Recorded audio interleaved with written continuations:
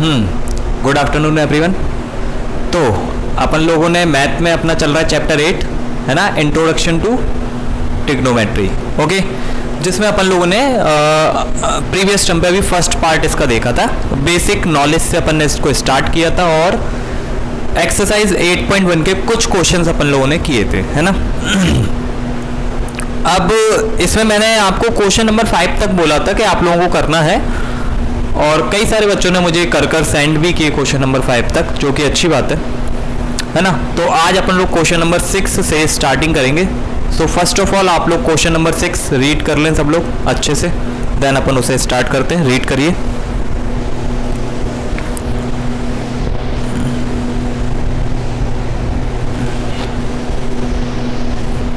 ठीक है, पढ़ लिया होगा आई थिंक। क्या बोला है? If angle A and angle B are acute angle, मतलब दो एंगल है बेटा, एक ए है और एक बी है, और दोनों क्या है? एक्यूट एंगल है। और बोला जाता है such that cos A equal है कॉस बी के। अब अपन को शो करना है कि एंगल ए जो है वो बराबर होगा एंगल बी के। बेटा इस वाले क्वेश्चन को कई सारे जो हमारे टीचर्स होते हैं स्कूल वगैरह में गलत करा देते हैं। क्यों सर, कैसे करा देते हैं? बेटा इसमें देखो कहीं पर भी राइट एंगल ट्रायंगल की बात नहीं कही है। ये क्या नहीं कहा गया? कहीं पर भी राइट एंगल ट्रायंगल की बात नहीं कही गई है। और वो लोग क्या करते हैं, इसमें राइट एंगल ट्रायंगल सीधे मान लेते हैं कि एबीसी एक क्या है? राइट एंगल ट्रायंगल है। एबीसी क्या है? एक राइट एंगल ट्रायंगल है, और वहां पे जाके वो क्वेश्चन गलत हो जाता है ना। मतलब प्रूफ जो करना है वो तो आ जाता है, लेकिन वो मेथड अप्रोप्रिएट नहीं कहलाता है ना, क्योंकि यहाँ पे कहीं पर भी बोला नहीं गया कि जो ट्रायंगल एबीसी है वो राइट एंगल है। तो अपन क्या करेंगे, सबसे पहले अपन एक ट्रायंगल मानेंगे कि एबीसी कोई एक ट्रायंगल है। ओके, तो मैंने देखो ये सिंपल एक ट्रायंगल बना दिया, ए बी और सी। एबीसी क्या बन गया? ये ट्रायंगल बन गया। ये राइट एंगल नहीं है क्योंकि हमें बोला नहीं गया। हाँ, दो एंगल इसमें जरूर दिख रहे हैं, ए और बी, जो कि एक्यूट एंगल होंगे। ठीक है, अब बोला क्या गया? कॉस ए इक्वल है कॉस बी। हमें गिवन क्या है बेटा? गिवन है cos A equal cos B. Okay, cos A जो है वो कॉस बी के इक्वल है। ठीक है, अब देखो बेटा अपन तो कॉस वगैरह ये सारी चीजें सर अपन ने तो सीखा था केवल राइट एंगल ट्रायंगल में अप्लाई करते हैं। किस में अप्लाई कर रहे थे अपन? राइट एंगल ट्रायंगल, क्योंकि राइट एंगल ट्रायंगल नहीं होगा जब तक अपने बेस हाइपोटेनस और परपेंडिकुलर नहीं होगा, और अपन इनकी कॉस ए कॉस बी की वैल्यू निकाल नहीं पाएंगे। क्लियर बात है? तो अब इसके लिए क्या करना है? अब इसके लिए आपको कुछ नहीं करना बेटा। ये अपन ने एक ट्रायंगल कंसीडर किया एबीसी। अब एबीसी में क्या करना है बेटा? सी से एक परपेंडिकुलर ड्रॉ कर दो। क्या ड्रॉ कर दो बेटा? सी से एक परपेंडिकुलर ड्रॉ कर दो। ठीक है, मैं इसको डॉट डॉट डॉट वाली लाइन कर देता हूं ताकि आपको पता चले ये अपन ने अपने मन से ड्रॉ किया है। क्लियर बात है? तो सी से अपन ने एक परपेंडिकुलर ड्रॉ कर दिया। क्यों कर दिया बेटा? क्योंकि ताकि दो राइट एंगल ट्रायंगल बन गए। अब आप लोगों को दो राइट एंगल ट्रायंगल दिख रहे होंगे, एक राइट एंगल ट्रायंगल एडीसी और एक दिख रहा होगा बीडीसी। दिख रहा है कि नहीं दिख रहा? अब बेटा अगर हम कॉस ए और कॉस बी निकालें तो निकल आएगा। देखो कॉस ए इस वाले ट्रायंगल में निकल आएगा, एडीसी में। एडीसी में कॉस क्या होगा? अब एंगल ए की बात चल रही है बेटा, किसकी बात चल रही है? एंगल ए की। तो कॉस क्या होता है? Adjacent side upon hypotenuse. तो बेटा ए के एडजेसेंट साइड कौन सी है बेटा? एडी। और हाइपोटेनस कौन सी है एडीसी ट्रायंगल में? बेटा एसी, है कि नहीं?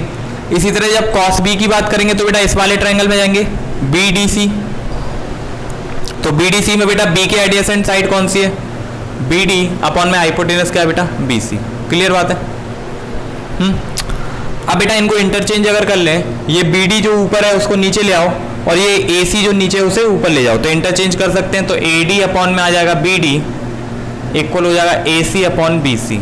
ठीक है, आगे कि नहीं? इंटरचेंज कर दिया। अब ये दोनों आपस में बराबर है, लेकिन किस चीज के बराबर है ये हमें नहीं पता, तो अपन लेट कर लेते हैं कि लेट के ये दोनों किसके बराबर है बेटा? के बराबर है। किसके बराबर है?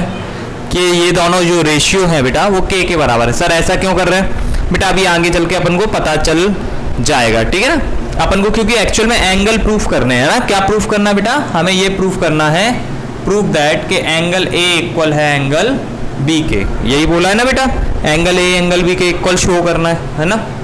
तो अपन क्या करेंगे बेटा, 9th क्लास में देखो, पहले से ही थोड़ा बता देता हूँ। 9th क्लास में अपन ने एक थ्योरम पढ़ी थी कि अगर दो अपोजिट साइड इक्वल है तो उनके अपोजिट एंगल भी इक्वल होते हैं।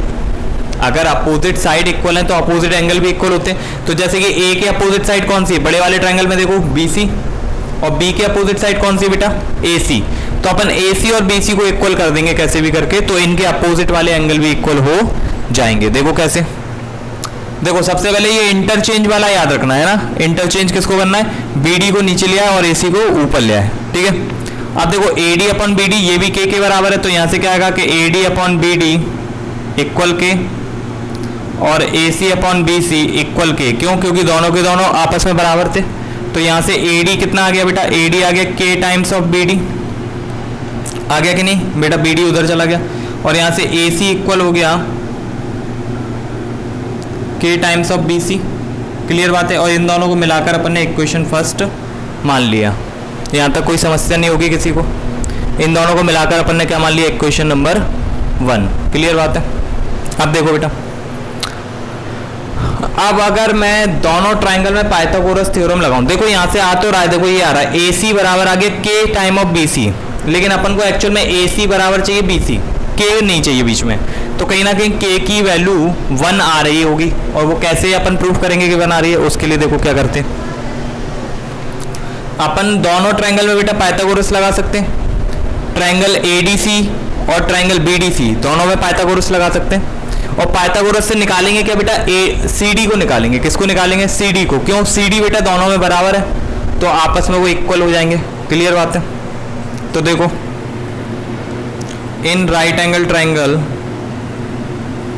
ADC, right angle triangle ADC, Pythagoras theorem से क्या होगा बेटा, हाइपोटेनस का स्क्वायर यानी कि AC का स्क्वायर बराबर हो जाएगा AD का स्क्वायर प्लस में बेटा CD का स्क्वायर।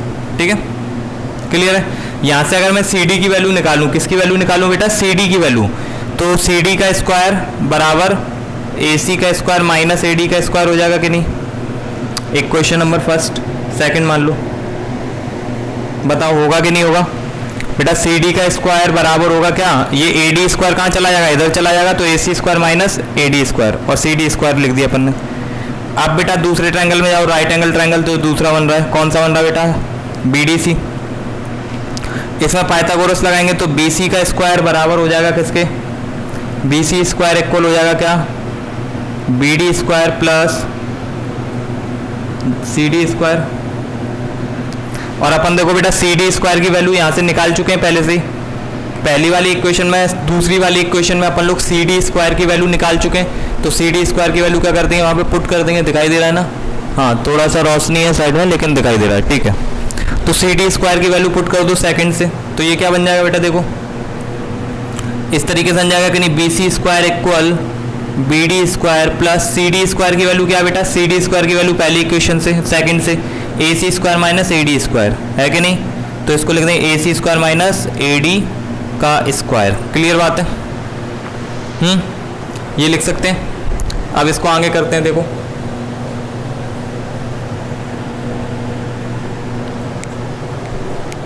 देखिए बेटा,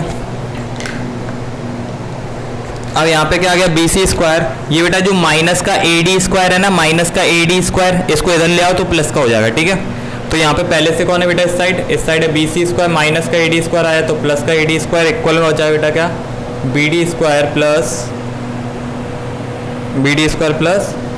AC का स्क्वायर। ठीक है, ठीक है। अब देखो बेटा, अब यहाँ पे देखो हमारे पास इक्वेशन नंबर फर्स्ट से किस किस की वैल्यू अपने पास है। यहाँ से देखो इक्वेशन नंबर फर्स्ट से हमें पता है AD को क्या बोल सकते हैं बेटा, AD को बोल सकते हैं K time of BD square, और AC को बोल सकते हैं K time of BC square. तो बेटा BC स्क्वायर तो वैसे का वैसा, AD को क्या बोल सकते हैं बेटा, K टाइम ऑफ BD, तो K स्क्वायर हो जाएगा और BD का स्क्वायर, क्योंकि स्क्वायर लगा दोनों पे। ठीक है, और बेटा AC को क्या बोलेंगे, K टाइम ऑफ BC, तो ये वैसे का वैसा, ये हो जाएगा K time of BC square. दिख रहा है कि नहीं, K स्क्वायर हो जाएगा, इस पे भी स्क्वायर आएगा क्योंकि स्क्वायर है ना, दोनों पे स्क्वायर लग जाएगा पूरे पे। तो बेटा देखो यहाँ पे K BD स्क्वायर है, तो K BD स्क्वायर रहने दो, साथ ही साथ ये वाला ले आओ इधर, K स्क्वायर BD स्क्वायर के साथ K स्क्वायर BC स्क्वायर ले आओ। मैं इधर लिख देता हूँ, नीचे दिखाई देगा। देखो K स्क्वायर BD स्क्वायर इधर ही रहने दो, उधर से बेटा के स्क्वायर बी सी स्क्वायर आ गया, इक्वल में क्या है बेटा बी डी स्क्वायर, और ये बी सी स्क्वायर उधर गया तो माइनस का बी सी स्क्वायर। ठीक है बेटा, अब यहाँ पे देखो दोनों में के स्क्वायर कॉमन आ जाएगा, के स्क्वायर कॉमन आया तो यहाँ पे अच्छा B D square minus B C square equal में आ जाएगा बेटा B D square minus B C square. अब देखो बेटा B D square minus B C square, B D square minus B C square, ये पूरा का पूरा आपस में कट जाएगा, ये पूरा का पूरा क्या करेगा आपस में कट जाएगा। ओके, ये जो इस साइड बचा हुआ है पूरा ये आपस में कट गया, ये पूरा और ये पूरा, तो यहाँ पे क्या आ गया के स्क्वायर इक्वल आ गया 1, तो बेटा के की वैल्यू भी क्या आ गई यहाँ से 1। क्लियर बात है। अब के की वैल्यू 1 आ गई तो फ्रॉम इक्वेशन फर्स्ट जो अपन ने वो देखा था बेटा यही ए सी इक्वल के टाइम ऑफ बी सी, तो ए सी इक्वल है के टाइम ऑफ बी सी, तो ए सी इक्वल के की वैल्यू कितनी आ गई बेटा 1, तो ए सी इक्वल आ गया बी सी। क्लियर बात है। तो जब ए सी इक्वल आ गया बी सी, और यही तो हमारा मोटिव था, हमें कैसे भी करके बेटा ए सी को बी सी के इक्वल करना था। अब हम जानते हैं बेटा ए सी अगर बी सी के इक्वल है, और हम जानते हैं कि जो अपोजिट साइड है इक्वल होते हैं उनके अपोजिट एंगल भी इक्वल होते हैं। पूरे बड़े ट्रायंगल में देखो, पूरे बड़े ट्रायंगल में एबीसी में, पूरे बड़े ट्रायंगल एबीसी में देखो, तो एबीसी में बेटा अपन ने देखा तो क्या हुआ ए सी इक्वल है बी सी के, है ना। और हम जानते हैं वी नो दैट, क्या लिखेंगे we know that, 9th class में पढ़ा था ना, angle opposite to equal side, angle opposite to equal sides are also equal.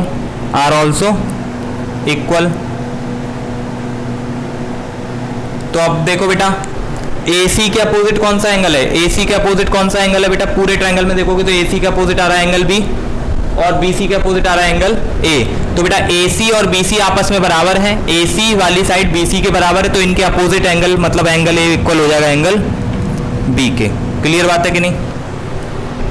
Okay, तो अपन ने इस क्वेश्चन में ज़्यादा कुछ नहीं किया। सबसे पहले उन्होंने बोला कि एक ट्रायंगल है ABC, तो अपन ने एक ट्रायंगल ABC बना लिया। उसके बाद क्या उन्होंने बोला cos A इक्वल है cos B के, तो अपन को पता है cos A और cos B तो राइट एंगल ट्रायंगल में आते हैं, तो अपन ने क्या किया C से एक परपेंडिकुलर ड्रॉ कर दिया जिसने AB को D पर काटा, तो दो राइट एंगल ट्रायंगल बन गए, एक इधर एक उधर। तो बेटा यहाँ से पहले वाले ट्रायंगल से cos A निकाला, दूसरे वाले से cos B निकाल दिया, फिर वहाँ पे इंटरचेंज कर दिया और दोनों को k के बराबर मान लिया, दोनों बराबर हैं तो k के बराबर। तो वहां से बेटा AD निकल कर आ गया k टाइम ऑफ BD, और AC निकल कर आ गया k टाइम ऑफ BC, ये दो चीजें निकल कर आ गई।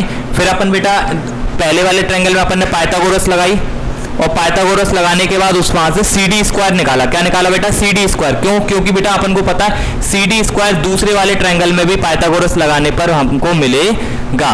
तो जैसे ही दूसरे वाले ट्रायंगल में वहां पे देखो CD स्क्वायर मिला यहाँ पे, तो इस CD स्क्वायर की जगह पे क्या रख दी, इसकी वैल्यू जो अपन ने ऊपर निकाली थी। ठीक है, उसके बाद क्या कर दिया बेटा अपन ने k स्क्वायर वालों को एक साइड कर लिया, बिना k स्क्वायर वालों को एक साइड कर दिया, और यहां से अपन ने क्या कर दिया k की वैल्यू निकाल दी 1, और उसे पुट कर दिया यहाँ पे AC equal to k time of BC, तो AC इक्वल आ गया BC, तो अपोजिट साइड से इक्वल है तो अपोजिट एंगल्स भी इक्वल होंगे, ये प्रूफ कर दिया, है ना। क्लियर हो गया होगा, नोट कर लें। चलिए, तो नोट हो गया होगा, है ना। अब इसी के साथ आगे बढ़ते हैं बेटा। क्वेश्चन नंबर 6 रीड करिए, सॉरी 7th वाला रीड करिए, देखिए क्या दिया हुआ है।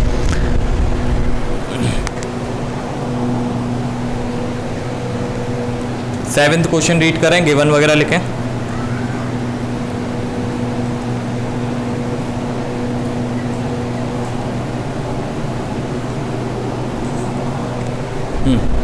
क्वेश्चन नंबर 7 आप लोगों ने, चलिए क्वेश्चन नंबर 7 बेटा आप लोगों ने रीड कर लिया होगा। क्या दिया हुआ है, कॉट थीटा दे रखा है, हमें क्या देकर रखा है, कॉट थीटा। अब इस वाले चीज में कई सारे बच्चों को दिक्कत हुई, मेरे को मैसेज भी आया कि सर थीटा ये जीरो सा क्या बना हुआ है, ये जो इस तरीके का साइन बना हुआ है, ये जीरो बना के और इस तरीके से ऐसे बीच में से कटा हुआ है ना, थीटा बोलते हैं बेटा इसे, क्या बोलते हैं थीटा, क्या बोलते हैं बेटा इसे थीटा। थीटा किसको शो करता है बेटा, एंगल को शो करता है, किसको शो करता है बेटा, एंगल को शो करता है। जैसे कि अपन अभी एंगल ए बोलते हैं, देखो सिंपल सी बात है, अगर मैं एक राइट एंगल ट्रायंगल बनाऊं इस तरीके से, देखना ध्यान से, ये राइट एंगल ट्रायंगल बोला ए बी और सी, ठीक है बेटा, बी पर राइट एंगल बन रहा है। तो बेटा अगर मैं चाहूं, देखो इस वाले एंगल को क्या बोल रहे थे अभी तक अपन, एंगल ए बोल रहे थे, क्या बोल रहे थे बेटा, एंगल ए। इसको एंगल ए को एंगल ए बोल रहे थे, लेकिन अगर इस एंगल को मैं कुछ वैल्यू दे दूं, कुछ वैल्यू दे दूं और मैं मान लेता हूं ये एंगल किसके बराबर है, थीटा के बराबर है बेटा। जनरली जो अपन एंगल को लाइट करते हैं, किसको लाइट करते हैं बेटा, एंगल को लाइट करते हैं, तो एंगल को बेटा थीटा मान लेते हैं। क्या मान लेते हैं, थीटा। ओके, तो ये साइन हो जाता है थीटा का, ये साइन हो गया थीटा का, ठीक है। ओके, तो एंगल ए बराबर हो गया किसके बेटा, थीटा के। तो जहां जहां अपन ए लिखने वाले थे वहां पे क्या लिखेंगे, थीटा लिखेंगे, और कोई अंतर नहीं है, वो एंगल को ही रिप्रेजेंट कर रहा है। तो थीटा कहीं दिखे तो डरना नहीं, वो किसी ना किसी एंगल का वैल्यू है, ठीक है। जैसे एंगल ए लिखते हैं वैसे आप थीटा लिख देंगे, ठीक है। तो क्या बोला, कॉट थीटा की वैल्यू दी है 7/8, तो मैंने ये ट्रायंगल मान लिया और ए वाले एंगल को थीटा मान लिया, ठीक है। तो ये दिया 7/8, ठीक है। तो कॉट थीटा इक्वल दिया 7/8, ये हमें गिवन है। ओके, ये हमें गिवन है क्वेश्चन नंबर 7 में। क्लियर बात है, क्वेश्चन नंबर 7 में ये हमें गिवन है। अब कॉट थीटा दे दिया तो बेटा ये बिल्कुल बेसिक क्वेश्चन बन गया पुराने टाइप का, जहां पे अपन को एक टिग्नोमेट्रिक रेशियो दे दिया जाता था और बाकी के टिग्नोमेट्रिक रेशियो अपन लोग फाइंड आउट करते थे, है ना। क्या करेंगे यहां से बेटा, पहले साइडें निकाल लेंगे। पहले क्या निकाल लेंगे, साइडें। तो अपन को पता है कॉट थीटा के इक्वल क्या होता है बेटा, कॉट थीटा इक्वल होता है क्या, दोनों तरीके से याद है अपन को, बेस अपॉन परपेंडिकुलर होता है, या फिर बोलते हैं adjacent side upon opposite side. तो बेटा कॉट थीटा यहां से क्या हो जाएगा बेटा, बताओ क्या हो जाएगा, बताओ जल्दी से। ये 7/8 मैं कॉट थीटा के यहाँ पे क्या लिख सकता हूँ बेटा, थीटा कहाँ बन रहा है, यहाँ पे बन रहा है। ओके, तो बेस का काम कौन करेगा, ये वाली साइड ए बी, और परपेंडिकुलर का काम कौन करेगा बेटा, बी सी। तो ये कॉट थीटा क्या हो जाएगा बेटा, A B upon B C हो जाएगा कि नहीं, A B upon B C, और बराबर में क्या दिया बेटा, 7/8। पता है, अब आपको मैंने बताया था जब भी रेशियो दिया हो तो हम क्या करते हैं, उनको के मान लेते हैं, है ना। तो लेट मान लेंगे, लेट कांस्टेंट बी के, एक किसी कांस्टेंट को हमने मान लिया क्या बेटा, के। तो यहाँ से ए बी इक्वल कितना आ जाएगा बेटा, ए बी इक्वल 7 था ना, तो 7K, और यहाँ से बी सी इक्वल आ जाएगा बेटा कितना, 8K, ठीक है बेटा, 8K। ओके, अब बेटा ए बी आ गया 7K, ए बी आ गया कितना बेटा, 7K, और बी सी आ गया 8K। तो बेटा अब ए सी निकालना हमें, हाइपोटेनस, तो वो तो हम निकाल देंगे बेटा पाइथागोरस थ्योरम से। तो लगा दो इसमें Pythagoras theorem, in right angle triangle A B C में पाइथागोरस थ्योरम लगाएंगे तो बेटा क्या आएगा, ए सी का स्क्वायर इक्वल हो जाएगा ए बी का स्क्वायर प्लस बी सी का स्क्वायर, ठीक है। तो ए सी स्क्वायर अपन को निकालना है, ए बी स्क्वायर का मतलब बेटा 7K का स्क्वायर, 7K का स्क्वायर 49K स्क्वायर डायरेक्ट लिख रहा हूँ, बी सी का स्क्वायर यानी कि 64K स्क्वायर, दोनों को जोड़ देंगे तो आ जाएगा 113K स्क्वायर। क्लियर बात है, 113K स्क्वायर। तो ए सी का स्क्वायर इक्वल आ गया 113K स्क्वायर। बेटा ए सी से स्क्वायर हटाऊंगा तो यहाँ पे रूट लग जाएगा, रूट के अंदर 113K स्क्वायर। तो 113 तो किसी का स्क्वायर होता नहीं है, अंदर फंसा रह जाएगा, और K कहाँ आ जाएगा बेटा, बाहर आ जाएगा। तो ए सी की वैल्यू आ गई 100, रूट के अंदर 113 और मल्टीप्लाई में K, ठीक है। अब बेटा अपन को क्या निकालना है, अब अपन को निकालना है बेटा 1 plus sine theta 1 minus sine theta, ये पहली वैल्यू है, तो इसको निकाल देंगे बेटा। देखो अब जो भी निकालना है बस वहां पे तो वैल्यू को पुट करना है, किसको पुट करना है बेटा, वैल्यू को पुट करना है। तो जैसे कि अगर मैं पहला क्वेश्चन करूं तो क्या लिखा है, 1 प्लस साइन थीटा अपॉन में है वो, सॉरी मल्टीप्लाई में 1 माइनस साइन थीटा, और अपॉन में क्या है। अब तो यहाँ से मैं कुछ भी निकाल सकता हूँ ना बेटा, कोई भी ट्रिग्नोमेट्रिक रेशियो निकाल सकता हूँ। अब तो तीनों साइड आ गई ना, 1 plus cos theta 1 minus cos theta. देखो क्या है, 1 plus cos theta 1 minus cos theta. सबसे पहले तो देखो यहाँ पे एक फॉर्मूला लग रहा है, देखो a plus B A minus B दिख रहा है ना, और नीचे क्या लगेगा, वही formula a plus B A minus B. तो क्या हो जाएगा बेटा, a का स्क्वायर यानी कि 1 का स्क्वायर और माइनस साइन स्क्वायर थीटा, नीचे क्या हो जाएगा बेटा 1 माइनस कॉस स्क्वायर थीटा। तो बेटा देखो 1 माइनस साइन की वैल्यू हम जानते हैं, साइन थीटा आ रहा है ना, थीटा, तो थीटा ये है। साइन क्या होता है बेटा, opposite side upon adjacent side. तो साइन के अपोजिट साइड कौन सी बेटा, थीटा वाले के अपोजिट साइड कौन सी बेटा, 8K। साइन क्या होता है, अपोजिट साइड अपॉन हाइपोटेनस, तो 8K अपॉन हाइपोटेनस कितनी है बेटा, रूट में 113K, और इस पे क्या लगा बेटा, स्क्वायर, तो ऐसे लगा दिया, डायरेक्ट लिख दी वैल्यू, ठीक है। अभी तक तो निकालना आप लोग सीख गए होंगे। 1 माइनस कॉस स्क्वायर थीटा बेटा, तो थीटा पे देखेंगे एडजेसेंट साइड कौन सी है थीटा के, 7k और अपॉन में आता है हाइपोटेनस 113k और इस पे क्या लगा स्क्वायर, तो ऐसे लिख सकता हूँ मैं। क्लियर बात है कि नहीं?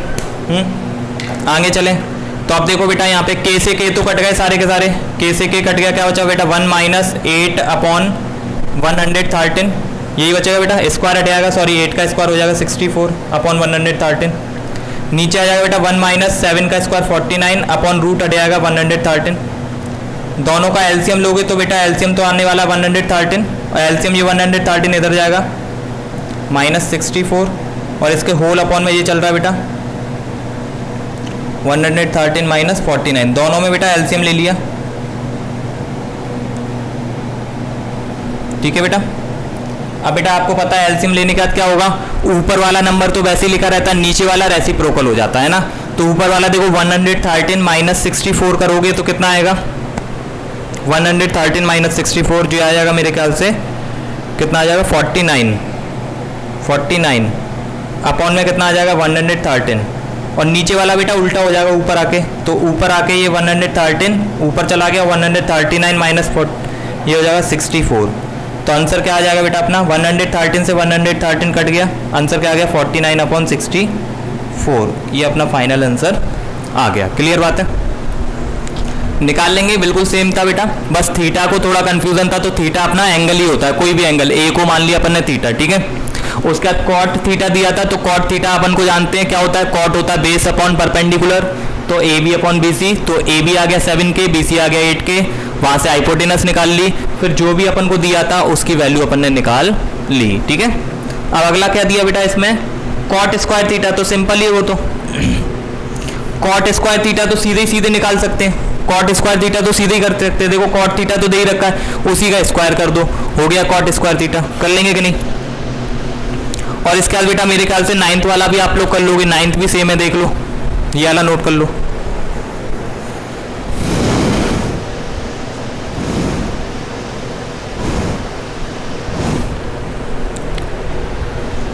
चलिए बेटा हो गया होगा, 9th वाला क्वेश्चन भी कर सकते हो, वहां पे tan a दिया है अपन को, tan a इक्वल 1/√3, तो tan क्या होता है परपेंडिकुलर अपॉन बेस, या फिर बोल सकते हैं opposite side of angle a upon adjacent side of angle a, तो वहीं से वैसे दो साइडें आएंगी जिनको k के फॉर्म में मान लोगे, फिर बेटा हाइपोटेनस निकाल दोगे और क्वेश्चन हो जाएगा। जो भी फाइंड आउट करना है, ये साइन ए कॉस सी, तो मल्टीप्लाई करते हैं ना, साइन ए निकालना multiply cos C plus cos A multiply sine C, तो ये सारी चीजें निकाल के और जैसा वो बोल रहे हैं प्लस माइनस मल्टीप्लाई करने का वैसा कर देना। ठीक है, अब तो बेटा क्वेश्चन नंबर 10 को रीड कर लो, सॉरी 9 को, क्वेश्चन नंबर 9,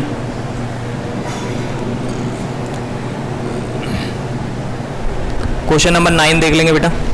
9 में क्या बोला गया है, 9 तो हो जाएगा 8 भी हो जाएगा और 9 भी हो जाएगा बेटा, 8 और 9 दोनों सेम है। 8 में क्या दिया बेटा 3 time of cot A equal 4, तो 3 time of cot A equal 4 है, तो कॉट ए की वैल्यू क्या आ जाएगी बेटा 4 और ये 3 कहाँ आ जाएगा बेटा अपॉन में, तो कॉट ए इक्वल हो जाएगा 4/3। क्लियर बात है, तो वहां से अपन फिर यही सेम मेथड से कर लेंगे। ठीक है, तो 10th वाला क्वेश्चन पढ़ो, 10th वाले क्वेश्चन में क्या क्या बना है। राइट एंगल ट्रायंगल एक PQR में बना देता हूं बेटा,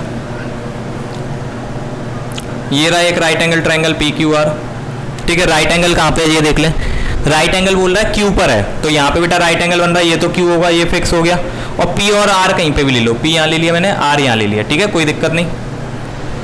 ओके, अब क्या बोल रहा है बेटा, गिवन क्या है PR प्लस QR दे रखा है हमें, क्या दे रखा है, अब यहाँ पे बेटा डायरेक्ट दो साइडें नहीं दी, एक रिलेशन दे रखा है, क्या दे रखा है रिलेशन PR प्लस QR, ये क्या है एक रिलेशन है ना, कि PR और QR को जोड़े हैं तो कितना आता है 25, तो एक रिलेशन आ गया। और साथ ही साथ दूसरी चीज क्या दे रखी है, PQ दे रखा है हमें, साइड में PQ दे रखा है बेटा हमें कितना 5 सेंटीमीटर, और डिटरमाइन क्या करना है sine P cos P tan P। Okay, अब बेटा कुछ भी ट्रिग्नोमेट्रिक रेशियो निकालने से पहले अपन की ये पूरी कोशिश होती है कि तीनों साइडें अपन निकाल लें। क्या निकाल लें बेटा, तीनों साइडों को निकाल लें। तीनों साइडों को निकालने के बाद अपन टेंशन फ्री हो जाते हैं, फिर अपन कोई भी ट्रिग्नोमेट्रिक रेशियो निकाल देते हैं according to the trigonometric ratio, वो जिन जिन का रेशियो बनता है उसके अकॉर्डिंग अपन साइडों को रख के और निकाल लेते हैं, है ना। लेकिन सबसे पहले तीनों साइडों को निकाल लेते हैं, है ना। तो मैं यहाँ पे देखूं बेटा, यहाँ पे PQ प्लस QR एक रिलेशन दिया है, ओके, और PQ साइड तो डायरेक्ट दे रखी है। ठीक है, ये क्या दिया PQ प्लस QR नहीं, कुछ और होगा, P R plus Q R दिया बेटा, वही मैं कहूँ P R plus Q R. तो यहां से बेटा अपन क्या करें, यहां से किसी एक साइड को पहले से निकाल कर चलें। सर कैसे निकाल कर चलें सर, ये तो दो साइड है बेटा, दो साइडों को निकालने का भी तो होता है। क्या करें, एक साइड को एक तरफ रखें, दूसरी साइड को दूसरी साइड ले जाएं, ठीक है। तो वहां से क्या होगा बेटा, किसी एक साइड की वैल्यू आ जाएगी दूसरे साइड के फॉर्म में। अभी भी समझ में नहीं है सर, बेटा ऐसे आ जाएगी ना। देखो अगर मैं यहाँ पे पी आर को इधर ही छोड़ूं और क्यू आर को उधर ले जाऊं तो देखो क्या हो जाएगा, 25 माइनस क्यू आर, बीच में साइन किसका, इक्वल का। तो जहां जहां मुझे पी आर दिखेगा वहां मैं क्या रख सकता हूं बेटा, 25 माइनस क्यू आर रख सकता हूं कि नहीं, बताओ। आगे वैल्यू पी आर को एक तरफ छोड़ा, क्यू आर को उधर ले, ऐसे अपन क्यू आर भी निकाल सकते थे, क्यू आर को इधर छोड़ते और पी आर को उधर ले जाते, ठीक है। अब बेटा वही पाइथागोरस थ्योरम लगा दो, Pythagoras theorem in triangle P Q R by PGT, मैं साइड में लिख देता हूं पाइथागोरस थ्योरम यानी कि बाय पीजीटी। तो बेटा वही हो जाएगा बेटा, पी आर का होल स्क्वायर बराबर हो जाएगा पी क्यू का स्क्वायर प्लस आर क्यू का या फिर क्यू आर का होल स्क्वायर। देखो पी आर की जगह पे अपन क्या लिख सकते हैं बेटा, 25 माइनस क्यू आर दिख रहा है मुझे, मैंने पहली वैल्यू निकाल के रखी है और इस पे बेटा स्क्वायर लगाया तो ये पूरे पे स्क्वायर लगेगा, क्या लगेगा, पूरे पे स्क्वायर, क्योंकि बेटा पी आर की वैल्यू थी 25 माइनस क्यू आर, तो पी आर की जगह पे रखा 25 माइनस क्यू आर और इस पे लगा स्क्वायर तो पूरे पे लग गया स्क्वायर। पी क्यू का स्क्वायर, पी क्यू की वैल्यू पता है बेटा 5 है तो 5 का स्क्वायर, और क्यू आर को क्यू आर ही रहने दिया, क्यों, क्योंकि हमने यहाँ पे क्यू आर की वैल्यू में चेंज कर दिया है ना। अब यहाँ पे बेटा फॉर्मूला लग गया a माइनस बी का होल स्क्वायर, तो a का स्क्वायर 25 का स्क्वायर 625, b का square Q R square minus का 2ab इक्वल में बेटा 25 5 का स्क्वायर। क्लियर बात हो रही होगी। अब देखो क्यू आर स्क्वायर से क्यू आर स्क्वायर कट गया, क्यू आर स्क्वायर से क्यू आर स्क्वायर कट गया, इधर भी क्यू आर स्क्वायर है और उधर भी क्यू आर का स्क्वायर है तो वो तो कट गया, ठीक है। बचा क्या, 625 इधर बचा, ओके।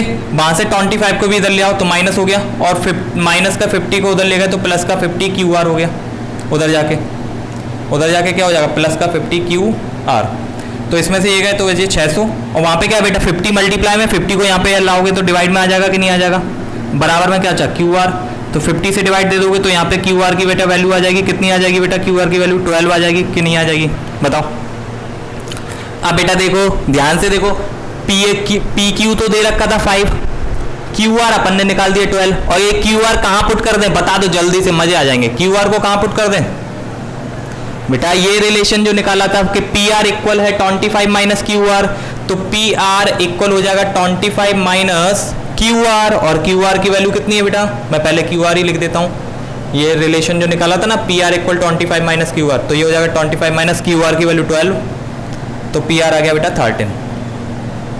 अब तो तीनों साइडें आ गई ना निकल के, तीनों साइडें आगे बेटा निकल के, अब तो कुछ भी निकाल दोगे। अब क्या बोला उन्होंने, साइन पी बोला है, अभी निकालते हैं, लो देखो साइन पी बेटा, साइन पी मतलब पी वाले एंगल की बात चल रही है, साइन जानते बेटा, अपोजिट साइड, पी के अपोजिट साइड कौन सी बेटा, आर क्यू या फिर क्यू आर, कुछ भी बोल दो, अपॉन में क्या हाइपोटेनस यानी कि पी आर, तो क्यू आर अपन ने निकाला कितना 12, हाइपोटेनस कितनी है बेटा पी आर 25, देखो सॉरी पी आर जो हाइपोटेनस है कितनी है बेटा 13 है, ओके।